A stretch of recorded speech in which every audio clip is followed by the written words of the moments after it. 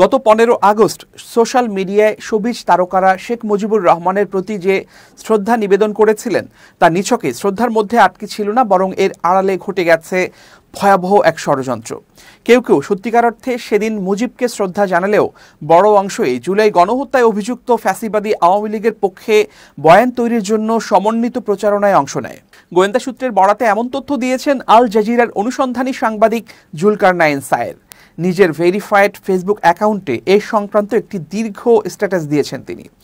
শায়ের লিখেছেন, আপনি যদি 15 আগস্টে শেখ মুজিবুর রহমানকে বিভিন্ন সাংস্কৃতিক ব্যক্তিত্বদের সম্মান জানানোটা খালি চোখে দেখেন, তাহলে মনে হবে এটি হয়তো তার 1971 সালে দেশকে স্বাধীন করার সংগ্রামে অবদানের জন্য। কিন্তু অন্তরালে ঘটে গেছে এক ভয়াবহ ষড়যন্ত্র। পুরোটাই ছিল একটা ওয়েল কোঅর্ডিনেটেড ক্যাম্পেইন। হ্যাঁ, কেউ কেউ সত্যিকার অর্থেই শ্রদ্ধা জানিয়েছেন, তবে অধিকাংশ ক্ষেত্রে যারা বিভিন্ন পোস্ট দিয়েছেন তারা আওয়ামী লীগের লং টার্ম অ্যালাই অর্থাৎ সহযোগী। কেউ অর্থের বিনিময়ে, কেউ বিজ্ঞাপন জগতের আওয়ামী মাফিয়ার দ্বারা প্রভাবিত হয়ে। অন্যদের মধ্যে যারা শ্রদ্ধা জানিয়েছেন তারা হলেন গত 16 বছরে আওয়ামী লীগের সুবিধাভোগী কিছু শিক্ষক, কিছু তথাকথিত বুদ্ধিজীবী এবং বিভিন্ন পেশার সুবিধাবাদী। তারা অতিরিক্ত উৎসাহ দেখিয়েছেন কারণ তারা চান আওয়ামী লীগ ফিরলে তাদের দুর্নীতি, অবৈধ প্রভাব ও নৈতিক ছাড়পত্র অব্যাহত থাকবে। শ্রদ্ধা জানানোর জন্য তারা একটি ন্যারেটিভ দাঁড় করিয়েছে, সেটি ছিল আইসোলেটেডভাবে শেখ মুজিবকে গ্লোরিফাই করা। তার মানে হলো গত 16 বছর আওয়ামী লীগ শাসন আমলে শেখ মুজিবের নাম নিয়ে যে অত্যাচার চালানো হয়েছে তা এড়িয়ে যাওয়া। আওয়ামী লীগ তাদের সব অপকর্ম শেখ মুজিবের ছবি ও নামের বর্মে ঢেকে রেখেছিল। জুলাই বিপ্লবের কোনো উল্লেখ নেই, কিংবা আমরা শেখ মুজিবকে ভালোবাসলেও আওয়ামী লীগের গত 16 বছরের হত্যাযজ্ঞকে সমর্থন করি না, এমন কোনো ডিসক্লেইমার নেই। যদিও প্রত্যেকটি পোস্টে শেখ মুজিবের 71-এর অবদানকে গ্লোরিফাই করা হয়েছে, কিন্তু সচেতনভাবে এড়িয়ে যাওয়া হয়েছে মুজিবের 1972 থেকে 1975 সালের ভয়াবহ দুঃশাসন। শেখ মুজিবকে নিয়ে শায়ের আরও লিখেছেন, তার শাসনকাল মুক্তিযুদ্ধের স্বপ্নকে গণতন্ত্র নয় বরং স্বৈরতন্ত্রের অন্ধকারের দিকে ঠেলে দিয়েছিল। রক্ষী বাহিনী গঠন ছিল এই শাসনের সবচেয়ে ভয়াবহ দিক, যারা অপহরণ, গুম, নির্যাতন ও হত্যার মাধ্যমে গোটা দেশকে আতঙ্কে ভরিয়ে তোলে। এই রক্ষী বাহিনী দ্বারা শেখ মুজিব প্রায় 40,000 মানুষকে প্রত্যক্ষভাবে খুন করিয়েছিলেন। ভিকটিমদের মধ্যে একটা উল্লেখযোগ্য অংশ ছিলেন মুক্তিযোদ্ধা। সেই সময় রাজনৈতিক বিরোধী, ভিন্ন মতাবলম্বী, এমনকি সাধারণ নাগরিকদেরও নৃশংসভাবে দমন করা হয়েছিল। এরই মধ্যে আসে 1974 সালের দুর্ভিক্ষ, যা মুজিব সরকারের চরম অযোগ্যতা ও অমানবিক উদাসীনতার প্রতিচ্ছবি। আন্তর্জাতিক খ্যাতিসম্পন্ন রিসার্চারদের মতে 15 লাখ মানুষ সে সময় মারা যান। এত মানুষ মারা গেলেও মুজিব সরকার তখন ক্ষমতা পাকাপোক্ত করা, বিরোধীদের দমন করা এবং লুটপাটে ব্যস্ত ছিল। দুর্নীতি, অদক্ষতা ও দমন পীড়নই মুজিব আমলের মূল বৈশিষ্ট্য হয়ে দাঁড়ায়।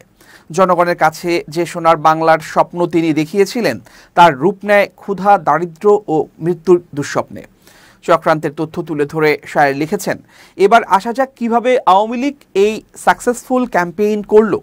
বিভিন্ন গোয়েন্দা সংস্থার প্রাথমিক তথ্য মতে 14 আগস্ট আওয়ামী লীগের সর্বোচ্চ কয়েকজন নেতা কয়েকজন প্রভাবশালী ইনফ্লুয়েন্সারের সঙ্গে বৈঠক করেন, যাদের মধ্যে জুলাই আন্দোলনে ইনফ্লুয়েন্সারদের আওয়ামী লীগের পক্ষে প্রচারণা চালানোর জন্য ভয়ভীতি দেখানো এক ইউটিউবার অন্যতম। এরপর যুক্তরাষ্ট্র থেকে হাসিনার ঘনিষ্ঠ সাংবাদিক মহলে এক পরিচিত মুখ পুরো প্রচারণার নকশা তৈরি ও বাস্তবায়নের দায়িত্ব নেন। তার আবার বিনোদন জগতে ব্যাপক প্রভাব। এদের মূল কৌশল ছিল যাদের প্রকাশ্যে আওয়ামীপন্থী ভাবা যায় না এমন সেলিব্রিটিদের দিয়ে পোস্ট করানো, যাতে সাধারণ মানুষ বিভ্রান্ত হয় এবং অন্য শিল্পী, সেলিব্রিটিরাও একই ধারায় পোস্ট দিতে রাজি করানো যায়। পতিত আওয়ামী লীগের নতুন মিশনের কথা তুলে ধরে সায়ের লিখেছেন, আওয়ামী লীগের এখনকার মিশন হলো নানাভাবে এসব সেলিব্রিটিদের গ্লোরিফাই করা। তাদের অপারেশনের শুরুটা হয়েছিল জাহের আলভি নামের এফ গ্রেটের এক ইউটিউবে প্রচারিত যৌন সুরসুরিমূলক নাটকের নায়ককে দিয়ে। তিনি 15 আগস্টের কয়েকদিন আগে পোস্ট করে জানান যে মুক্তিযুদ্ধের বিরুদ্ধে কেউ তার লিস্টে থাকলে তারা যেন তাকে আনফ্রেন্ড করে দেয়। তিনি আবার 15 আগস্টও শোক জানিয়ে স্ট্যাটাস দেন। এরপরই একটি জাতীয় দৈনিকে তাকে নিয়ে বিরাট ফিচার প্রকাশ করা হয়। এই এফ গ্রেডের নায়ককে পত্রিকাটির গ্লোরিফাই করার কোনো যুক্তি নেই, এটি ছিল তার পুরস্কার। এই সাংবাদিক লেখেন, প্রত্যেকটা শোক জানানোর পোস্টে কিংবা পতিত গণহত্যাকারীদের পক্ষে কোনো ন্যারেটিভে আপনি দেখবেন সাথে সাথে কয়েক হাজার কমেন্ট, লাইক এবং শেয়ার হয়ে যাচ্ছে। এসব লাইক, কমেন্ট ও আওয়ামী লীগের ফ্যাসিলিটেট করা স্পটলাইটের লোভেও কেউ কেউ হিরো সাজতে পোস্ট দিচ্ছে। আর এসব লাইক কমেন্টকারীদের অধিকাংশই পলাতক। এদের কাজই হচ্ছে ফেসবুকে শোরগোল তুলে মানুষকে বিভ্রান্ত করা। এমনও দেখা যাচ্ছে এক ব্যক্তি প্রতিদিন 100-এর বেশি পোস্ট শেয়ার করেছে। এখন এরা সাইকোলজিক্যাল ওয়েলফেয়ারে নেমেছে। তারা চাইনিজ দার্শনিক সানজুর মূল ধারণা অনুযায়ী কাজ করছে। সেটি হলো যুদ্ধ কেবল শারীরিক সংঘর্ষ নয়, মনস্তাত্ত্বিক প্রভাব, প্রতিপক্ষকে বিভ্রান্ত করা এবং কৌশলগত পরিকল্পনা অপরিহার্য।